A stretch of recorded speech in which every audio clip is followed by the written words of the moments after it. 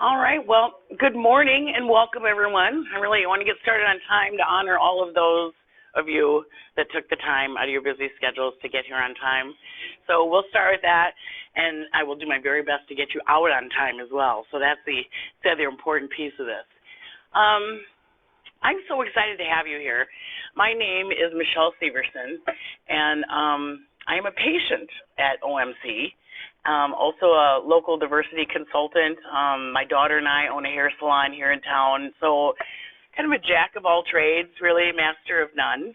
And I'm just really thankful that you took your time today to come and visit with me, but also talk about possibly understanding a welcoming and inclusive healthcare environment.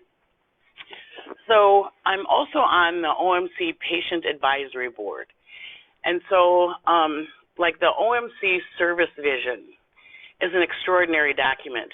I've done a lot of work with healthcare institutions on the topics of diversity and culture, and OMC has really one of the best inclusive documents I've ever seen. I've actually shared that with a couple other organizations, saying, you know, this is what inclusiveness looks like.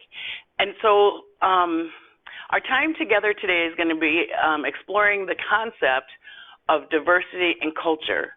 But I need you to understand right up front that when I say the word diversity, I'm talking about any difference that matters, right? So for some people, it's race. For some people, it's height. For some people, it's their looks, their socioeconomic level, or how many children in the family they grew up with. Because all of those things influence how we view the world, all right? So that's the frame. And then the other piece of talking about diversity and culture is it is indeed my intent to make you a little bit uncomfortable today. Much like the beautiful rivers and streams that we have, things don't change without a little bit of conflict, without a little bit of discomfort. And so looking at things through a different lens sometimes causes a little discomfort. It is also my full intent to not make you so uncomfortable that you're like, this was not worth my time, right? So if that line gets crossed, I want you to know that I'm open to hearing that, and we can rephrase it, because everything I am offering to you today is offered with great respect for the work that you do, and understanding that interacting with people who you don't know and are trying to help them on their journey to recovered health, which some of you have done for me, by the way, is an important job. So we're grateful for you, and I'm hopeful that this is beneficial too. So our objectives for today are to understand OMC's service vision to provide a welcoming, inclusive healthcare setting for patients and work environment for staff. You have a copy of that service vision, and the thing that's woven through OMC's vision and mission and, you know, upper management values is equal importance of honoring the patients, but also their staff and all of those that come in contact with OMC. So to develop competency for various aspects of demographics, which include race, ethnicity, gender identity, sexual orientation, language, and faith. To specifically understand the difference between race and ethnicity and how race and ethnicity apply to patients' care and healthcare setting. To understand the importance of health literacy, as well as providing culturally and linguistically appropriate services to patients. So the truth is, there's about a lifetime of material here, and we're going to try to cover it in about an hour or so, okay? So here we go. OMC service vision. The OMC team takes pride in providing exceptional patient-centered healthcare. OMC is committed to creating remarkable experiences and lasting relationships with our customers, colleagues, and partners. Our extraordinary service ensures that they return and recommend us to others. So really, what does extraordinary service look like? I'm sure some of you have seen these pictures before, but depending on how you look at the picture, you can see something different, right? That's on your left-hand side if you look at it one way, you can see a young woman with a feather in her cap, turned, I guess, to her right, kind of looking away. You'll see a jawline there. However, if you refocus and take a look, you can see an old woman looking down with kind of a large nose, right? So both of those images are there. It just depends on how you look at it. So talking about the way that we frame our perceptions and how we look at things is kind of the heart, really, of understanding diversity, which, again, is really about understanding differences. And to also understand that things are changing. I had a local takeout pizza experience. And so I'm standing in line. My husband ordered a pizza online, right? And so I've never been into this shop before. My husband said, well, just walk in, look for the sign that says online pizza orders only. And that's the register you go to. It's all paid for. Oh, God, just pick it up. Got it. So I go in, and I see the sign hanging from the ceiling. So I stand underneath the sign, and it's right by the cash register. And the woman making pizzas behind the window said to me, obviously, you didn't notice that there's nobody at that cash register. And I said, well, I did, but the sign says online pizza. My husband ordered pizza online, so I figured this is where I should go. She said, well, there's nobody there to help you. Okay, so there's another register with a young man standing behind it. So I just leave here. I go over to the other register because there's nobody in line. And he said, I can't help you. I'm going on break. And the woman behind the pizza counter says, going on break? I wanted to go on break for an hour and a half. And he said, well, wanting to and doing it are two different things. So he clocked out, and he walked out the door, right? Customer service. And I'm thinking, man, in my day, that would not be acceptable. And I was going to storm out, but my husband already paid for the pizza. And then I was going to raise the ruckus, but they're making my food, right? So I kind of felt this pressure to comply and wait patiently till I got my pizza, which is what I did. So then I'm watching television, and there was, I think it was the State of the Union address. And I watched as the President of the United States of America didn't shake a hand with the Speaker of the House. You know, I miss out social cues sometimes too. I'm socially inept. I get that. Then I witnessed the Speaker of the House, the second from the top position of our country, rip up the President's speech. And I thought, I kind of get where customer service is going. If that at the top of our country is our expectations on how we treat people, it's not going to get better as you get down the food chain, right? So things are changing. And not only is this concept of customer service changing, but we had a couple fellas come in the other day for a haircut. Neither one of them spoke English, right? And they had a phone translator. And none of us spoke Arabic, and we're trying to figure out what to do, right? And it got a little bit heated because the girls weren't understanding, and they'd speak into the phone, and then they'd hand us the phone, and it would be like, crackers are on Thursday. And we're like, I don't think so, right? That's not going to help us get you a haircut or a beard trim because he's doing this. I'm like, that crackers? Really? And so then we're trying to translate through this phone. And finally, I said, you know what, I'll just handle this. I'll take over. So I took the gentleman back, and, you know, I played a lot of charades, you know. And so we're, you know, and then he shared something with me in very broken English. And I said, that is awesome. And he looked at me, and then he pointed to this scar. And he said, brain cancer. Oh, I'm sorry. Not so awesome. And then what do I do because I'm socially inept? I hugged him. And you know what he did?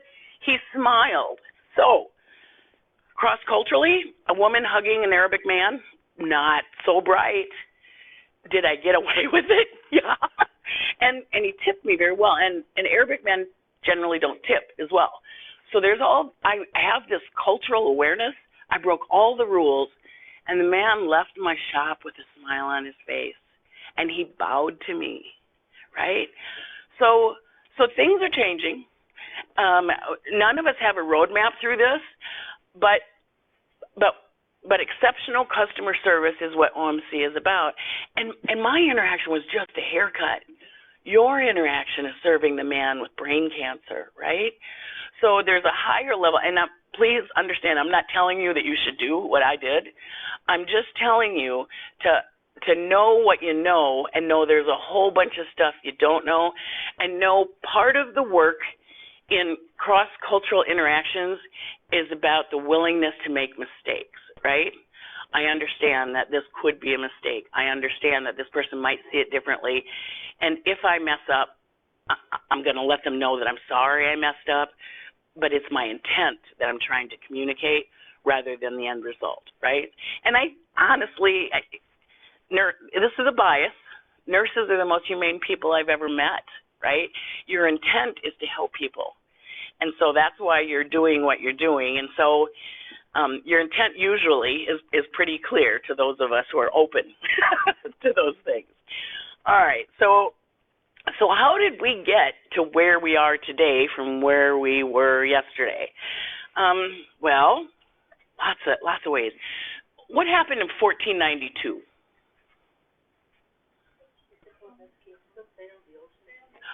Yeah, Christopher Columbus sailed the ocean blue, and he did something really important in our history books. He discovered America, okay? So that's where we start. But how do you discover a place where millions of people already inhabit, right? It's like me saying I discovered OMC nursing staff, right? You guys have been doing this a long time, but I'm going to take all the credit for it because, whatever. Well, it seems silly, but that's the power of being a human who is socially constructed. My oldest daughter was born way smarter than me, and she was about 6 years old, and she came to me and said, "Mom, is Santa Claus real?" And I said, the intent of Christmas is to understand, right, that the gift of giving is much like Jesus did for us. I was really stumbling. She said, no. Is Santa Claus real? Does he fly around the world in one night and deliver presents to all the boys and girls? And I'm like, well, not exactly. And I will never forget those little eyes. She said, so you lied to me, Mom? And I said, yeah, you know what? I lied to you. My mom lied to me. I got over it. You'll be fine, right? And if not, send me the therapy bill. I had no idea what to say to this 6-year-old. And I never really thought about it again until that daughter grew up and had a family of her own, and she had a 6-year-old. And he's as smart as she is. And he started asking about Santa Claus. And I said, so, smarty pants, how are you going to handle this one? And she said, I wanted to tell him the truth, but it was easier not to, right? I didn't want him to be the odd man out in school telling all the other kids that, their parents were teaching them the wrong thing. And so I conformed, Mom. Santa Claus comes to our house, I need us to understand that that's a true and valid and loving experience, right? Columbus discovering America, at that time, from who told the story, it was a true and valid experience. As time goes on, right, maybe we see that story through different lenses and it appears different to us, but the story is perpetuated. It's taught in our schools, it's taught to the children, and so it gives us a framework. And I wonder if that framework of discovering something where people already inhabit gives us an idea that we may be more important than those people that were already here. So that's where my wondering on this topic of diversity kind of begins. So we each have a unique perspective as painted by what we've been taught, what we have experienced, and all the things that we've received through our senses during our lifetime. Like what we know, like what we think we know, and there's a lot of stuff that we know we don't know. Now, the beautiful thing is I know that I don't know Einstein's theory of relativity. And so if I really ever need that, I'm going to go to somebody who knows that they know Einstein's theory of relativity, and then I don't have to, I'll just go to that person, right? So that's the social construct, is that's why we depend on each other, because there's pieces of others that are beneficial to us. But we have to recognize simply that there's some stuff that we don't know. And we're also influenced even by the stuff that we don't know, but we will know, you know? See how complicated this can be? All right, so there's a quote that I think is really important from Stephen Hawking. And that quote is, "The greatest enemy of knowledge is not ignorance. It's the illusion of knowledge," right? And I think just by that quote being made by Stephen Hawking was amazing to me, because I never really believed the man, because the package didn't look like the output, right? And so that was one way for me to understand my own bias about the ability of people, and that what's on the inside isn't necessarily represented by the outside, whether it be ability, whether it be race, whether it be culture, whether it be any of those differences that matter. So if Columbus didn't discover America in 1492, then maybe we just start with what we know about the governing system that we all live and work within, which, by the way, is where our census information and required reporting information comes from, right? So that's how all of this ties together, is as a federally or state-funded organization, which OMC, public schools, many entities are, we are required to report under the framework that funding comes from. So no matter how you feel about the concept of race or culture or diversity, you are required to help OMC gather that data so that they can report it, so that they can receive their funding, okay? Which complicates things even further, but we're going to loop back on that.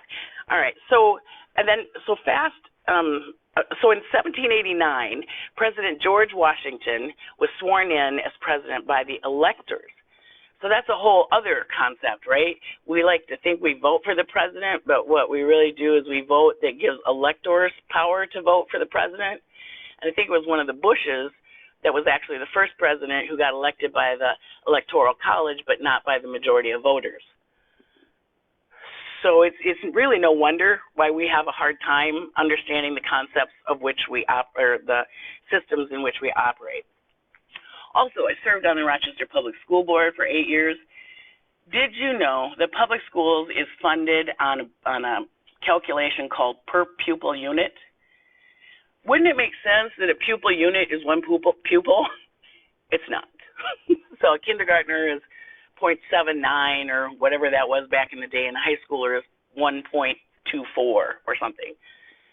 So there you go. There's our funding system. So George Washington was elected by the electors, and then if we fast forward, the Speaker of the House that ripped up the president's speech was actually the first woman ever elected to the Speaker of the House position in 2007. Right? Barack Hussein Obama II was the first mixed race identity black, white, Asian president, although there might have been others. They just didn't identify as that, but because his skin was dark, that seemed to be an issue for what race this man really was. He was the 44th president of the United States. Then Nancy Pelosi again is the 52nd Speaker of the House. She actually was the first woman again to ever get reelected to the Speaker of the House position. So she's kind of the first in her world of a lot of different things. Our current president is the first president of the United States of America to have had 3 wives. And his current wife is the second First Lady in the United States of America who's been born outside the U.S., and she is the first naturalized citizen. So things are changing. What we consider as immigrant and native-born and all of those things is fluid, and we see it differently depending on the timeline that we look at in the United States of America.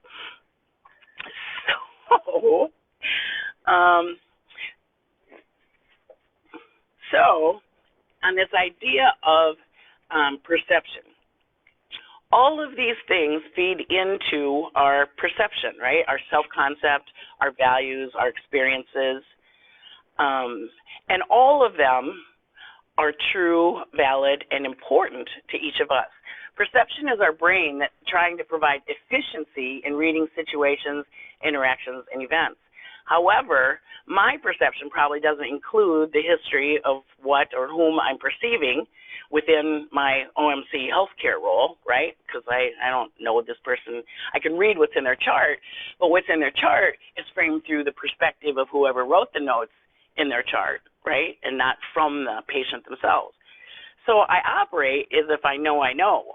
Therefore, the first two skills in developing a workforce that is welcoming and inclusive is to recognize simply that we use our perception to create reality and fill in the blanks of what we don't know, which is efficiency, because you don't have all day to gather the information about patients, right? You have a limited time frame with those patients, so it has to be as efficient as possible. You can't possibly understand a person's full lifetime within that short of a time frame. So the brain work of filling in those gaps of what you don't know is called unconscious bias. The unconscious brain activity trying to make meaning out of professional interactions can't be stopped. We really aren't able to control what we perceive, but we can control adding additional information to change or improve our perception, which requires the second skill, which is getting comfortable being uncomfortable. So if you were coming here looking for 10 steps to make you more culturally sensitive to Malaysian women who may be Muslim, I can't do that, right? Because every Malaysian woman who may be Muslim is going to be different than another. They'll have some commonalities, but their self-concept could be different, their values could be different, their experiences, their beliefs, their notions. So really, the brain work of filling in the blanks, just recognizing that you have biases that you bring to the table, right? And then also becoming comfortable being uncomfortable are really important skills in diversity. So we experience our world through our perception, which I kind of refer to as our cultural lens because it frames how we see things. And so I need us to all be on the same page about nothing we do when interacting with others isn't cultural. Whether we look someone in the eye or we put our eyes down, out of respect, if we offer a hand for a handshake, if we hug someone or don't hug someone, and even those cultural differences can reside within a marriage. My husband and I dated for 5 years in high school, and then we got married before we finished college, right? I loved that man, and that man loved me, and we were going to make our lives together forever. Forever. I was 21 years old. So forever was 21 years. I've been married 42 years, which is double forever. I had no idea how long forever really was because my perspective has changed on that, right? And when we were first married, my little Norwegian husband used to spend so much time saying, "Why are you always yelling?" I'm like, "I'm not yelling. I'm excited about things, right? I'm projecting my energy into the conversation." And he was like, "Well, it scares me. I don't know if you're mad or what I'm supposed to do." I'm like, "Here's the thing. You're not supposed to do anything. You're supposed to hear me, see me, and love me. I'm a strong woman. I'll take care of myself, right?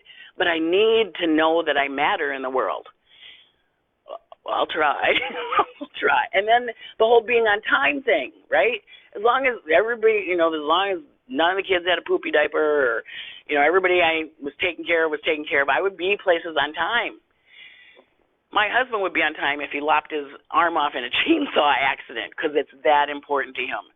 So then there's that negotiation, right? So even with people you love, and here's the beauty about becoming comfortable with being uncomfortable, is those 42 years of forever have been the greatest thing that ever happened to me, ever. And it's not because we're the same. It's because we're different, right? And we found a way to make those differences meaningful and beneficial to both of us. So while cross-cultural work and working across differences is very difficult work, I promise you it's the most rewarding thing you can ever do. But it's scary, all right? So also about kind of framing this cultural lens. So culture is cumulative. It's transmitted through generations. I have this great story I share about the holiday ham and the young woman cutting off the ends of the ham and putting pineapples and brown sugar and cherries with the stem on there. And her partner says, how come you cut the ends of the ham off? And she's like, I don't know. I'll call Mom and find out why we do that. My family's always cooked it that way. So she calls Mom. And she's like, I'm making the ham just like you did, Mom. You know, how come we cut the ends of the ham off? And Mom's like, honey, I don't know. Grandma made it that way. So let me call Grandma and find out. So Mom calls Grandma and asks her the question. And Grandma says to Mom, oh, honey, I don't know why you kids keep doing that. I never had a pan large enough for the ham, right? So generations later, it's deep and it's meaningful, and Grandma's just too poor to buy a different pan. It's interesting. And culture is learned. It's not biologically inherent. Therefore, I'm half Filipino, and I am not built like a Filipino. I am not. I don't speak Tagalog fluently like my mother did, but part of the Filipino culture is respect for elders, and it's part of many cultures, by the way, but also respect for order in the family. And so my sister, who is Japanese Filipino, is 17 years older than I am. She's like 72 or something now. In all of those years, I have never called her by her first name. I either call her ate or I call her sis, because that's her title, and using her name, I think, would be disrespectful. And so my children, you know, have never said Auntie Lita, or they've never used her name in titles either. It's always ate, or well, most of the time it's ate. And now my grandchildren are doing that. I don't think they know why they're doing it, because I set the precedence for that. Culture is normative. It provides social value and direction. So when my daughters call my sister ate, which is the Tagalog respect for female elder, Americans think that it's auntie. And it works because she is their auntie. But now my grandkids call her ate, and they're like, so she's your aunt? Isn't she your great aunt? Because, you know, she kind of is. And they're like, yeah, but it's ate, not aunt. So it gets complicated. But it is how we teach values to the generations behind us. And culture affects how we view, value, and understand. Even in email and text messaging, our daughters do not use my first name or my husband's first name or any older family members. So it's Papa and Mimi, or Mom and Dad. It's actually Mom and Daddy. That's a whole daughter-dad issue, but we'll talk about that later. But, you know, calling us by their first name, I've never said you can't do that, but they don't, and not even in writing, because I portrayed, I guess, that that's something that's important to me. Culture is also out of our awareness. We think that others know it, but they don't. It's like teaching a fish about water. We don't know what we don't know, but we can learn it. Generally, you learn culture when there's a disconnect, when you're uncomfortable, right? Like, why did they look at me like that, or what did I do? That's a cultural cue that there's a disconnect there. And so developing cultural curiosity, what did I do differently that somebody didn't receive in the way that I intended it, or what could I do differently, is how you break through those cultural differences. And practice, practice, practice. Right? So a quick story about a woman that gets to the airport on time, or early. So she wants to get there early so that she doesn't miss her plane, and she's like 45 minutes early. She's got plenty of time. She buys a bag of cookies, right? So she buys this bag of cookies, and she sits down in the waiting area for the plane, and another gentleman sits down, and the woman gets her book out. She starts to read, and she reaches to the table in front of the two of them for a cookie. And the gentleman reaches into the bag, and he takes a cookie, and he starts eating it. She's thinking to herself, that's really rude. He didn't even ask me if he could have a cookie, you know? So she's getting a little bothered by this, and she takes another cookie, and she's eating, and now she's watching him, you know? And he's on his laptop, and he's doing his thing, and he grabs another cookie, and he actually looks at her and smiles. And she's like, why is that man smiling at me? He's taking my cookies. He didn't ask any permission, right? And he's sitting there smiling at me. So she thinks he's arrogant, right? She's got all of these stories running through her head about why this man feels so important that he could just take her cookies. And so pretty soon the plane comes, and she gets on the plane. She's just disgusted by how rude people are these days. And she gets in the plane, and she opens up her purse, and what does she find?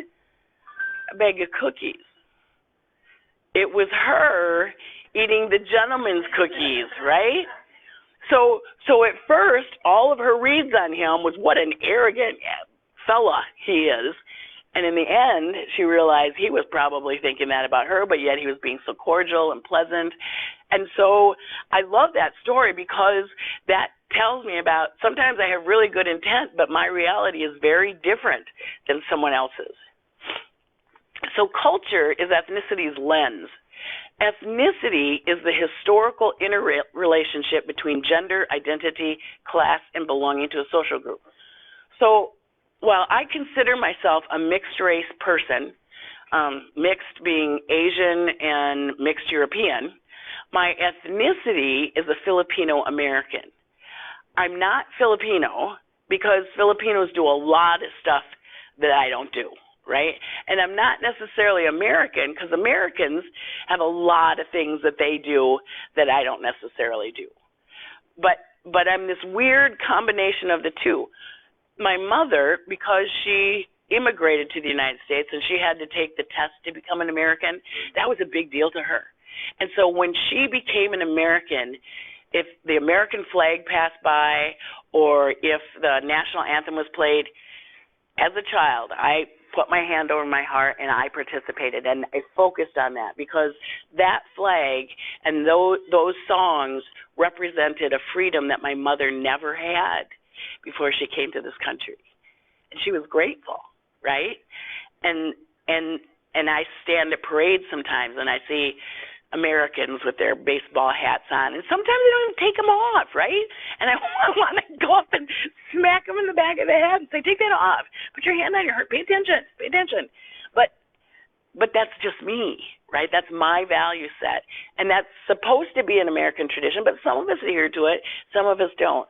So back to race and ethnicity. I have never been able to identify one way or the other. I think I'm this weird hybrid of a lot of different things. And I think all of us are. But many of us have been taught that we have to identify as this or that, or, you know, if a light-skinned woman in Rochester, Minnesota would check, you know, the other race box, there would actually be some social pressure to go, well, what is the other, right? You look whatever to me, so you should be white. Well, white is all encompassing, and we're going to talk about white and black later. All right, questions or comments on any of this stuff I've been rambling about so far? Okay. So ethnicity provides the why of culture. It's like, do you go to the food or do you pass it around the table? Timeliness, you know, elders and children, ceremonies, life, unions, birth, deaths, and colors. So tell me everything you know about the color or the concept of white. Where do we see it in our traditions? What does it mean to us? Is white more positive or negative? I'm sorry? Okay. Oh, so women remain pure, right, until after they take off that white wedding dress, right? Yeah. Okay, yeah, I get that. I know. That's right. That is the pressure of society to conform, right? And then if you were to wear a red wedding dress or something, then everybody who attended the wedding would be like, did you see that she wore a red wedding dress? So there's this pressure, but yes, white is represented to us as purity and cleanliness. Mr. Clean dresses in white. He's kind of a white guy, right? The bald head. Well, tell me everything you understand about the concept of black. Like at a funeral, absolutely. Yep. Black cats, Black Plague, Black Friday. Yeah. So, okay, so now this has nothing to do with people, right? That's just our understanding of the concept of white and the concept of black. But we use those words to label people, right? And when do we tell the children that it doesn't relate to people? Where does that show up in our curriculum or our family discussions? Is it like the sex talk we have or don't have with our kids? So there's a lot of concepts, this outside pressure that filters in. It's just easier. It's just easier to not deal with it sometimes, but it's real. So extraordinary service is really about acknowledging unconscious perspective.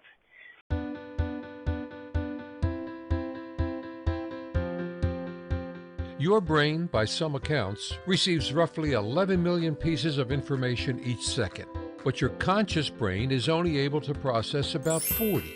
How do you handle all the rest? You handle it because you're really using two brains. Your conscious brain, which works with facts and data, has very little capacity and processes information slowly, and your unconscious brain, which is habit and intuition driven, has huge capacity and is really fast. One of your unconscious brain's best tricks is its ability to recognize patterns and use them to assign people and things to categories, allowing your unconscious brain to deal with all of the known, not dangerous issues, and leave only the few unknown or dangerous issues to your conscious brain. This allows us to recognize a pattern and act on it, rather than having to think about every interaction as if we were experiencing it for the first time. We can glance at that four-legged animal and know if it's a wolf or a cocker spaniel. That recognition allows us to make assumptions about the animal facing us, that the wolf belongs to the wild animal category and is likely to be dangerous, or that the cocker spaniel is in the domestic dog category and not likely to be dangerous. The assumptions we make about these pattern groups are likely to be based on our own experiences, on information we have gained from our culture or background, or from the media we listen to or people we admire. Unfortunately, those assumptions are often wrong. When we categorize people, our brains apply two other tools. One is affinity bias, a hardwired preference to respond positively to people who look, sound, and act like ourselves. Brain imaging scans show that when people are shown images of faces that differ from their own, it activates in milliseconds activity in the part of the unconscious brain that alerts us to possible danger. This may reflect a survival tool left over from ancient times when danger often came from those outside our immediate group. Today, however, this means the associations and biases are likely to be unconsciously activated every time when we come across a member of a group, even if we consciously reject group stereotypes. In addition to affinity bias, our unconscious brain categorizes people into groups and then connects those groups to our learned ideas or constructs about what is good or bad. Now, we've decided whether someone is like us or not, and whether they're good or not, all within milliseconds of meeting them. So, what can you do to manage your unconscious biases? You've already started by just learning about unconscious bias. Now, identify your own biases and address one at a time by building inclusive habits. Remember, if you do not intentionally, deliberately, and proactively include, you will unintentionally exclude.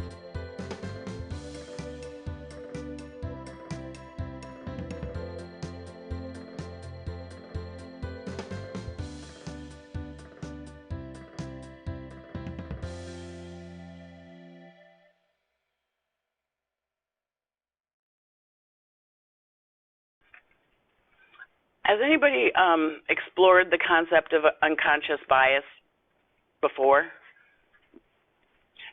Does it feel threatening to you, or does it seem at least reasonable that your mind is doing some work in the background before you even become aware of it, right? So I share that not not out of the intent to blame anyone, but to help us understand how this conscious mind that we use every day at work is fed, right?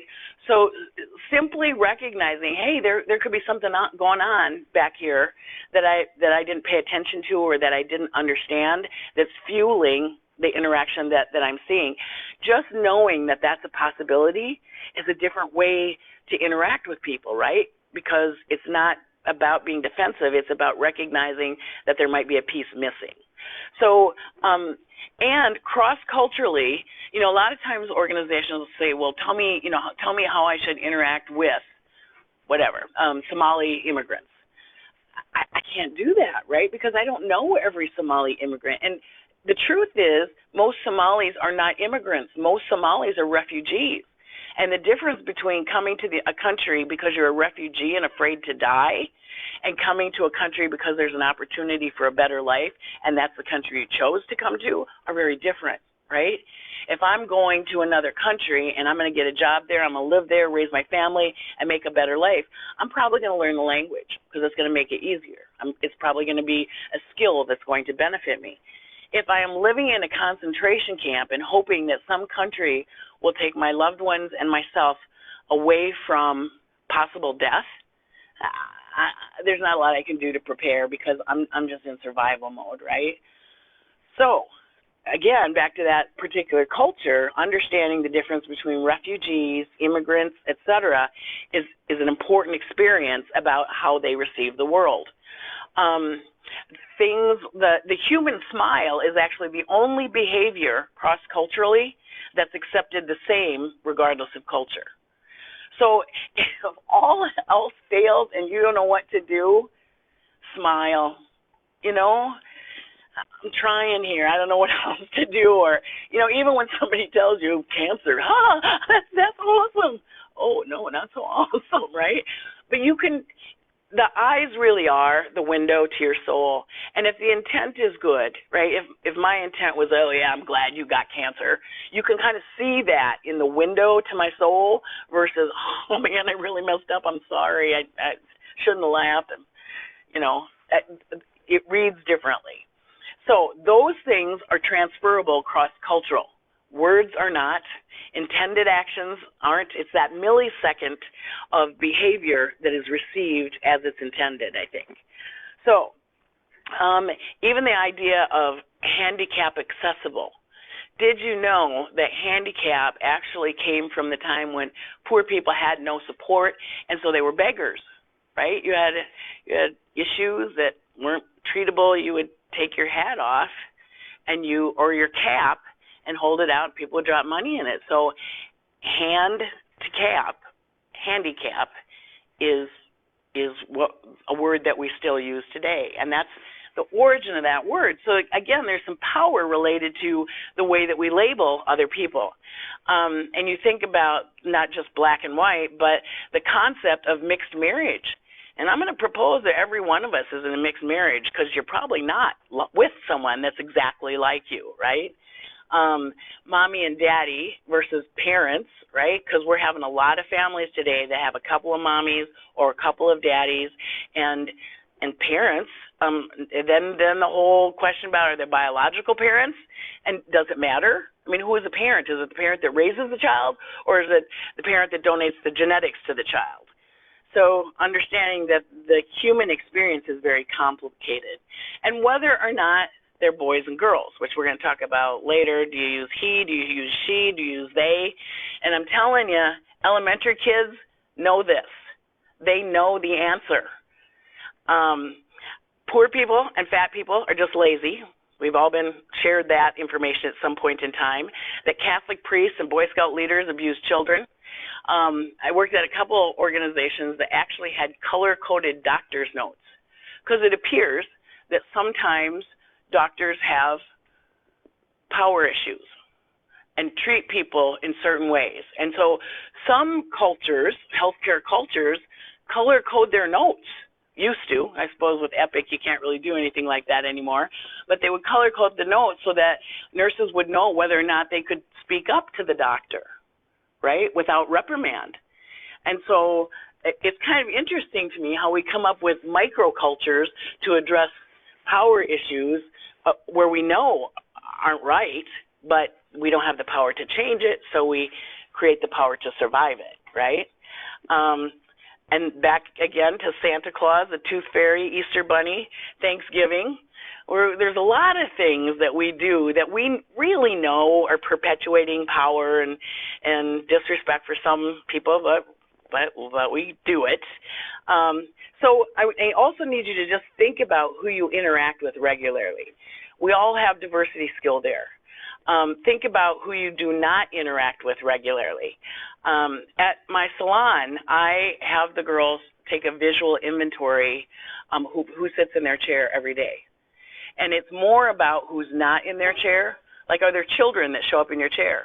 If not, are you nice to children? You know, how come they're not there? Because they exist, right? Same thing with black men.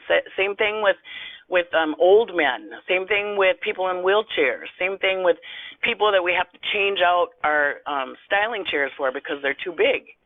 If you don't have any of those groups in your chair, what is it about you that is not welcoming to get people into your chair, right? Because they're here. They live in Rochester. They're part of us. And if they're not where you are, why, right? Yeah, they love trainings with me every month. So think about who you interact with, where your skill is, who you don't interact with, and just try some new skills. Welcoming inclusive environments require understanding your own culture. What are your values? In order to understand demographics, which is just data that's related to population and the groups within it, understand groups within that population, which is diversity. I need you to understand that ethnicity is diversity, and I need you to understand that diversity is difference, and that there's no hierarchy of importance, but there is a frequency of encounter. So, my frequency of encounter when I was a young child growing up in Brownsville, Minnesota, as the only brown kid in town, was about skin color, right? But my best friend was the girl with the biggest freckles in my class. And her issue was not only freckles, but the fact that she had alcoholic parents. And so the kids ruthlessly teased her about those things, right? So whose difference was more important? I can tell you, hers was painful to her. I can tell you mine was painful to me. My difference helped build me into a stronger person. Her difference drove her into a shell. So any difference that matters and the frequency of importance, and no difference is more important than any other difference. So that's what diversity is, right? Now, understanding demographics. So there's a labor shortage. Plain and simple. There's 55 million open jobs. There's like 20 million new entries to the labor market. And those people in the labor market, right, are doing different kinds of jobs. I just saw an article, I read an article about a woman who makes nearly $1 million a year eating online. And people pay a fee to watch her eat.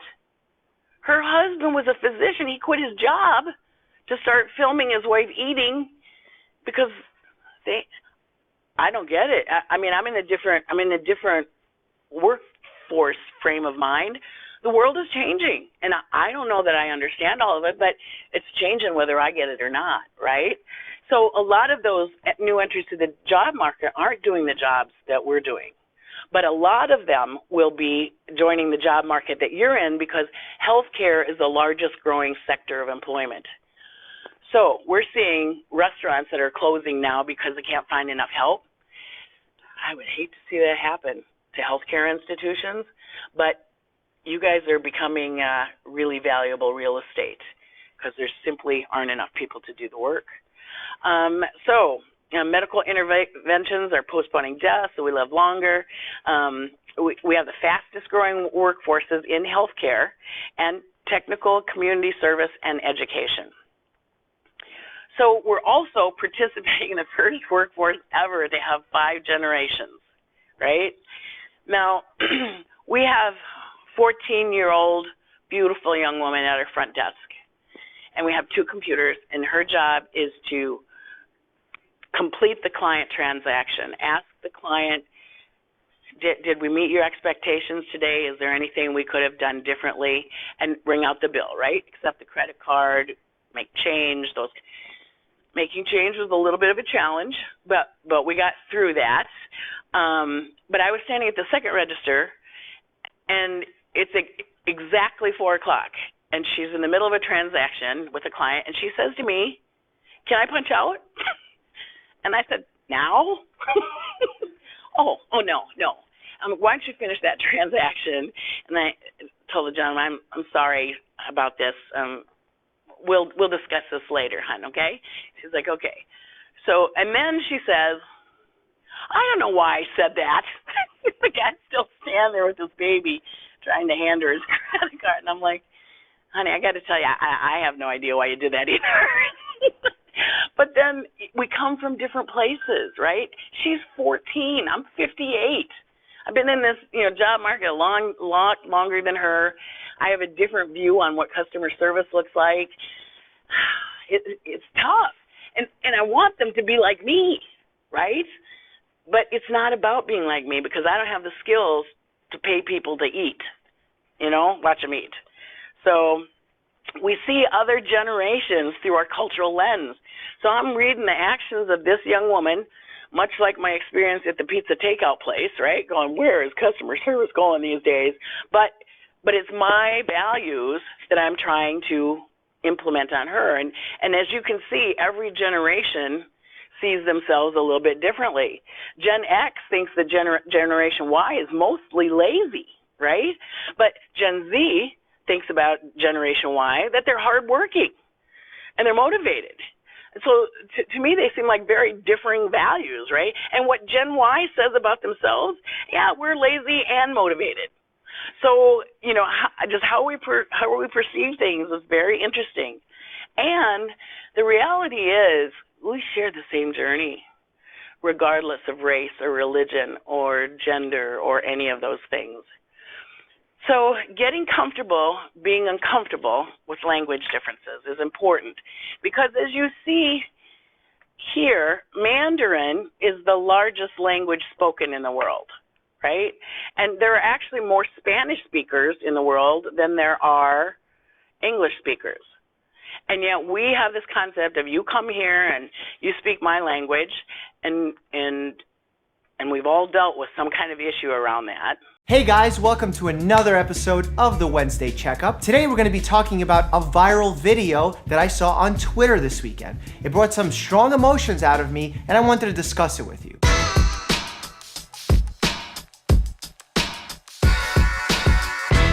A mother and a grandmother go to a cardiologist's office in San Bernardino. The mother is translating for the grandmother, and the doctor says something along the lines of, you should really know how to speak English to the grandmother. Then the cell phone video starts recording, so here, take a look. This is ridiculous. Let's go. Fine, you can go. Yes, we'll go. I cannot believe. I'll call whoever I need to call and let them know It won't bother that me a you bit. are so offensive. You need to. No, I'm not offensive. You don't I'm need not to get offensive. into if she's I'm not Mom, offensive. nothing. I am an American. So what? Born here. I'm right here to translate for her. You don't need to do nothing but to tell me what's wrong with her. If she's okay, if she's not, then I'll translate to my mother. You don't need to tell me that she needs to learn English so you can communicate. Communicate through me, and I'll let her know. It's okay? not the same. It doesn't matter. Do you Yes, not it does understand? matter. It's not the same. Who am I It's not the same. Oh my gosh. He is so stupid. I'm right here to translate for my mother, and he's telling her that to be in this country, she needs to learn English. What the fuck is that? No, que es racista el doctor este. Voy a tener que hablar a la aseguranza para decirle. Making my mother cry. Really? Vámonos, yo voy a hablar a la aseguranza y les voy a decir. That was hard to watch. And this really resonates with me because I was an immigrant, I didn't speak English when I first came to America, and I was mistreated at times for not knowing the language. On top of that, I care deeply for my patients in my hospital, and many of them are Hispanic and don't speak English as their first language. The last thing that they need is another barrier to getting quality healthcare. I watched the video a few times over and I couldn't really get a good idea of what happened happened prior to the video recording, but I dug a little deeper and found on Twitter, the granddaughter actually wrote what happened. Doctor walked in, grandma asked if he spoke Spanish. He said, "Why should I? You came here." My mom said she'll translate. This comment was ignored. Then he asked, "How long has she been here?" My mom says, "Over 45 years. He then says, "And you don't speak English?" My mom responds, "She never had to go. No one ever had an issue with it. Plus, I go with my mom everywhere she needs to be. I translate." Then he says, "Roosevelt said, if you don't speak English, go home." So my mom responds, "Okay, you know what? What does that have to do with her health?" He says, "Nothing. She's been in this country. She should know English." So my mom starts getting heated, and that's when I start recording. The video does tell only one side of the story. I tried looking to see if the doctor or the hospital system made a statement, but I couldn't find anything online. I did speak to Angie, who actually recorded the video and posted it to Twitter. She gave us the rights to use this video. She even gave us some information that administration wasn't really helping her grandmother or her mother. And on top of that, the most unfortunate part of all this is that her grandmother did not get the medical care that she needed. Now let's talk about what ideally should happen in the case that someone comes to a medical office and speaks a foreign language. Let's use my office as an example. If a patient comes in, speaks a different language than myself, it's my responsibility to offer them an interpreter, whether that means an interpreter phone, an iPad video chat, or an in-person interpreter. If the patient prefers to have a family member translate, and this happens, that's their right, and I will go with that. That being said, it's not the most ideal to have a family member translate, because what I find often happens is that the family member has some sort of bias, not in a bad way, but just has some sort of bias about what's going on, about what the patient may understand or not understand. Sometimes words get mistranslated. They may not be fully trained to translate medical terms, but if my patients want that and they're comfortable and I have a good relationship with them, I'm totally fine and we can make that happen. This is not what happened here. This doctor came into a situation where the family member was active, interested in helping the situation, interested in helping the doctor, and somehow there was this level of, I hesitate to say narcissism, but it's really this I'm greater than you mentality. It goes against everything that we're trained to do. When we take the Hippocratic Oath, we're trained to help all people. Doesn't matter what country they're from, it doesn't matter their criminal status, what sex they are. Our job is to help people. I think this brings up a really good point for us to discuss why diversity is so important within the field of healthcare. When you come from a similar background as the patient,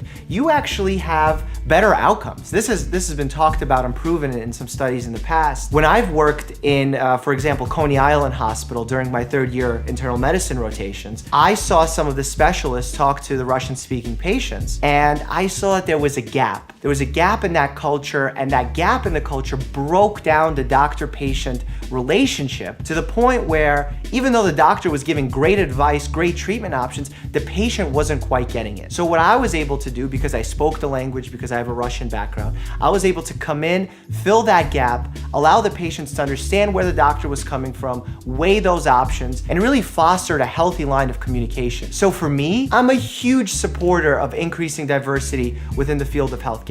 It's only going to serve to benefit our patients. I recently even made a donation from Limitless Tomorrow to STFM, which is the Society of Teachers of Family Medicine. They have a fund for underrepresented minorities in medicine. Ultimately, it's so unfortunate that the doctor had to go about this in such an insensitive manner. I think the patient would benefit from learning the English language, not only with dealing with the healthcare system or the voting system. It probably would benefit her. And perhaps he could have motivated her to do that or given her some options of ways to do that. But just to come in with a judgmental tone, say those things, not deliver any healthcare, you're not helping anybody. Now, I'm proud to say that I work at Overlook Medical Center, where we see a lot of Spanish-speaking patients and even other languages. We have an interpreter system online. We even have a charity care system that allows for patients to get low cost or even at sometimes free healthcare without any insurance, just because our hospital is a non-for-profit system that allows for this to happen. I'm proud to work there and I'm proud to take care of an immigrant population. I know what it's like. It's not easy, it's a difficult road coming to a new country, and anything that doctors can do to help, they really should. Thanks for watching, guys. I know this isn't the typical video that we do for Wednesday Checkup, but it brought up some emotions in me, and I wanted to share it with you. Special thanks to Angie and her grandmother for going through this regrettable experience and still allowing us to not only learn from it, but also to emphasize the need of diversity within healthcare. As always, stay happy and healthy. All right.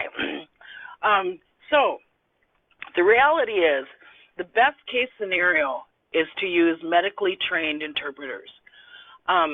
When I was, so my mother, came to the United States in her late 30s. And so she had spoken Tagalog most of her life. She knew English and was able to communicate, but she didn't know the subtleties of English, right? So she comes to this country. I'm born, I must have been about 8 or so, and I remember going to a parent-teacher conference with my mother. And my teacher told my mother that I was a bit rambunctious and easily distractible. And my mother listened, and right, so we're walking out, and my mom says, "What is rambunctious and easily distractible?"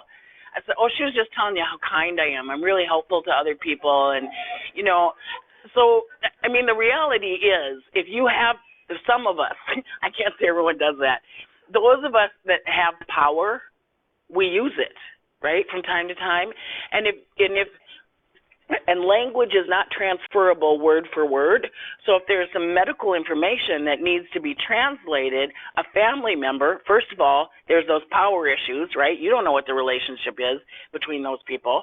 And then thirdly, you don't know that they have the ability to translate the intricacy of the information that you need them to understand. So the best case scenario is always to have a medically trained translator. And so I also need us to understand that translators, right, medical translators actually have to be trained in medical terminology and how to translate the concept from the spoken word to the spoken word in that language. No, I'm sorry. See, I get you all mixed up. Interpreters interpret the spoken word to the spoken word.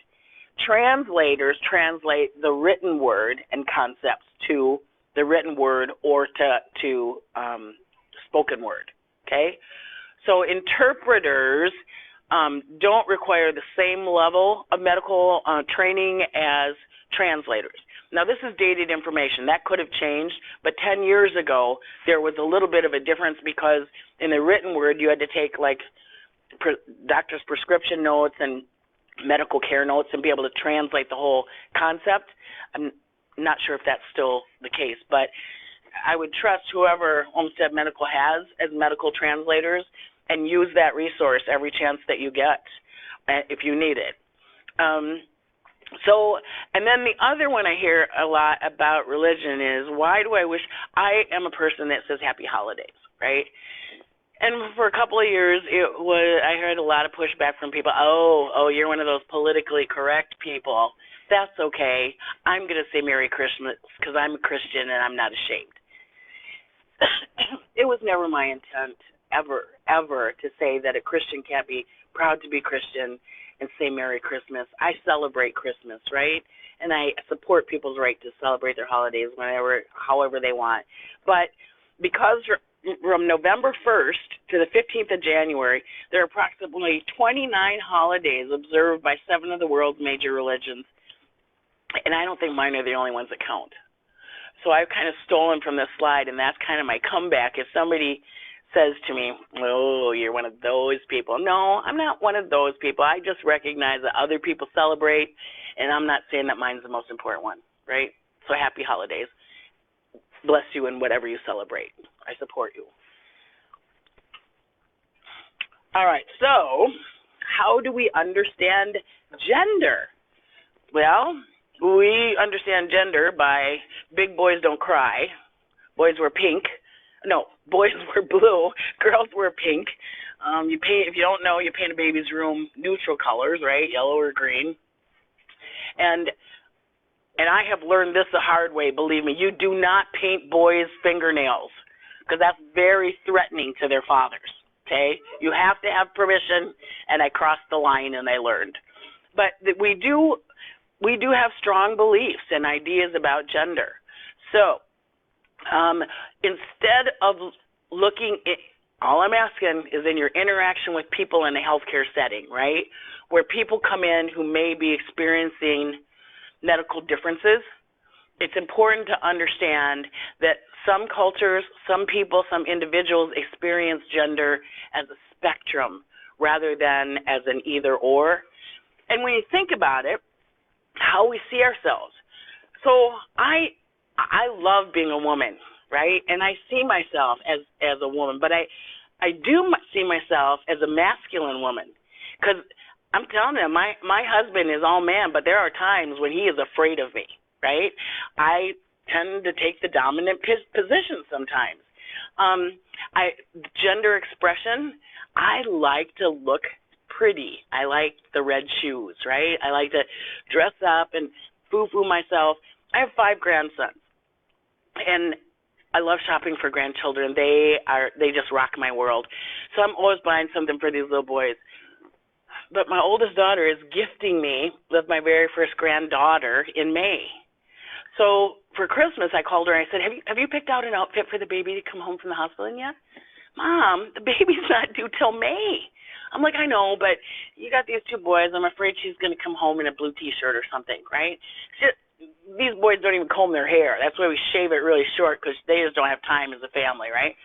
I'm like, well, would you mind if I just bought a little something for the baby? No, Mom, that'd be great. Thank you. So she comes over. I had this huge box from Amazon. I'm like, here you go. Oh, Mom, what is this? I'm like, well, I may be a bit of an overachiever. You know, I don't think you have to buy anything for the baby till she's at least 6 months. And there were matching dress and socks and shoes. There were bonnets and there's headbands. There was a matching purse that you could actually button onto the little onesie with the ruffles on the behind. My daughter's like, what would a baby need for with a purse? Well, she's got to have a place to put her pacifier, honey. You're right attached to her there. So this gender expression, I think on gender identity, I see myself as a female. I don't think I'm overly female or overly male, but an expression, my behaviors, I think I lean more male, probably. Most of my friends are more feminine than I am, especially my family. Gender expression, I think, I lean. If I'm gonna be a girl, everybody's gonna know I'm a girl because that's how I'm gonna present myself. The biological sex. So I watched this show called Goop on Netflix. And it tells you all kinds of stuff. I saw pictures that I can't unsee. But I didn't know that there was that much diversity in that area, is what I'm saying. And I'm 58 years old, right? And they only showed pictures of normalcy. So I can't imagine how much variation there is. I'm not very worldly, so that was. I'm like, I think this is pornography. My husband's like, is that on television? I'm like, it is. I hope my sister doesn't see this. Anyway, there's a lot of difference in the same. Let me just share that. And so that area determines our sex, I guess, but sometimes it's surgically altered, and we're going to talk about that a little bit. And then there's this piece of who we're attracted to. And over the years, I've thought about that. And I will say that the people on the planet that I think are the most beautiful tend to be women. I tend not to look at men and say, whoa, that's awesome. Although there's a couple of actors that, that. But like on a daily basis, if I see attractiveness, it's generally in women. But I'm not really attracted to women. But I spent my life with my husband. But I can tell you with my whole heart that I have not spent my life with my husband because of his genitalia. And honey, if you ever see this film, I'm sorry. But I have spent it with him because he is the kindest, most dependable, loving man that I could have ever raised children with, right? So in that way, honestly, even in child rearing, he was much more gentle with the children than I was, right? I'd get mad and leave the room, and he'd be like, okay, girls. And that's why he's daddy and I'm mom. Okay, so attractiveness. How do we understand gender? Raise your hands if you have testes.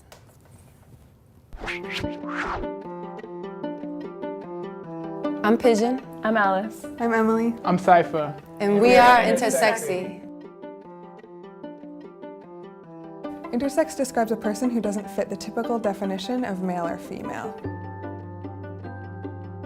I have XY chromosomes, but typical female genitalia. I'm a girl who has testes and XY chromosomes. I identify as a queer, gender nonconforming intersex person. I identify as a black intersex man. Intersex is not new. It's been around since the beginning of human existence. I mean, there's probably even intersex dinosaurs, if you think about it.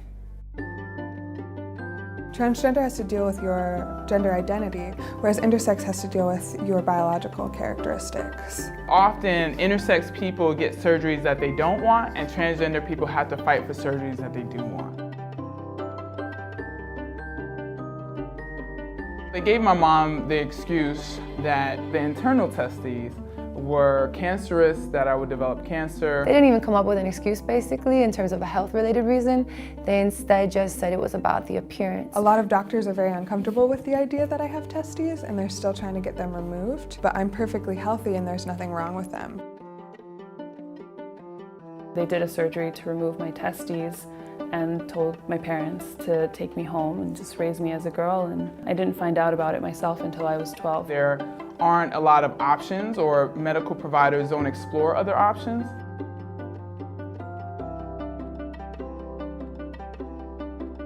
My mom would put me in dresses and she would be like, oh, aren't you so cute and you're so pretty? And I would be like, no, this is horrible. I was put on hormonal treatment, which consisted of estrogen and progesterone.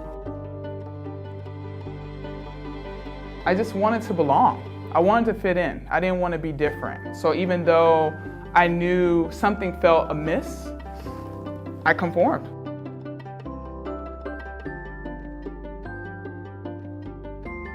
He was very condescending. He was like, you intersex activists don't know what you're talking about. It's difficult for intersex people to find each other because from an early age we're told not to talk about our bodies. I did feel like I was the only one. My doctors always told me there was nobody else like me, and so it just perpetuates a vicious cycle of shame and stigma that we can't break out of. I would tell another intersex person that you are worthy, you are lovable.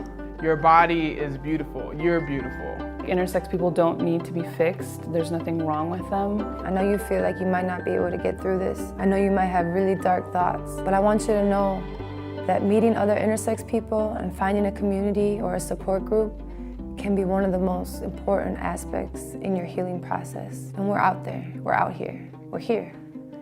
And I just hope you can find us. So what is race and how do we measure it? So the truth is race is a pigment of our imagination. It exists as the categories exist, which are politically changed from time to time. The first census in 1790 was done by people going out to homesteads and talking to people, but they were concerned about who the free white males were that were over age 16.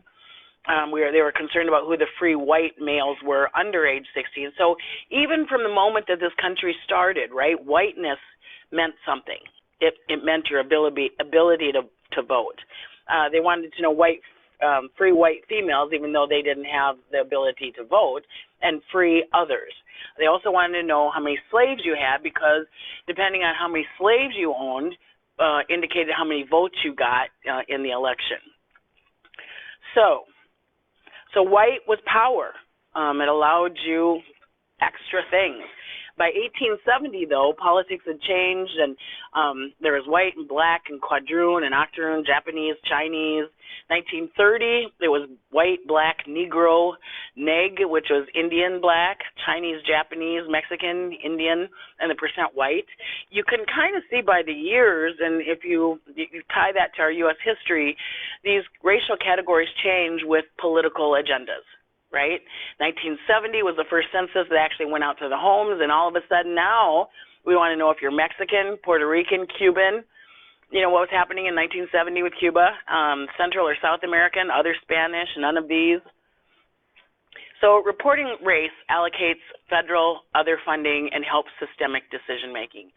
It is a basis that will indicate, right, if there's disparities in care for certain groups of people based on race, but is that disparity of care more or less important than the disparity of care that might be experienced between poor people and rich people, or the disparity of care that might exist between men versus women, right? However, because it's federally funded, it has to be reported. So, the Holocaust was legal. Hiding Jews was criminalized. Slavery was legal. Freeing slaves was criminalized. Segregation was legal. Protesting racism was criminalized. So it's just a friendly reminder that legality isn't a guide to morality. But when you cash that paycheck every time from OMC, you have to do your part to make sure that OMC is funded appropriately and that the best data that you can get is given to those who use that data to make decisions. Even though the data categories are erroneous, it's the only one that we have. So the reality is, just like Santa Claus, there is a pressure to conform, and I guess I'm asking that you do your very best to conform with the skills that you have in a world that we don't understand. Thank you all very much for your time today. Do you have any comments or questions for me?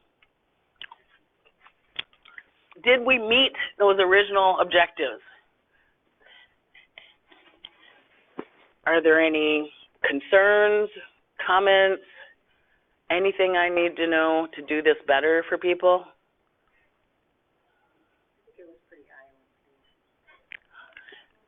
Thank you. Did you get a bit uncomfortable? Okay, because I think growth and change happens, but not so uncomfortable that you're feeling like what you're doing isn't important, because you're already doing great things, right? I'm not telling you to do anything different, but I am saying that you have some options. If you feel like, you know, you could do better or that you didn't know this, those are opportunities for growth for you. So thank you all very much for your time. I'll be available if anybody has questions afterwards.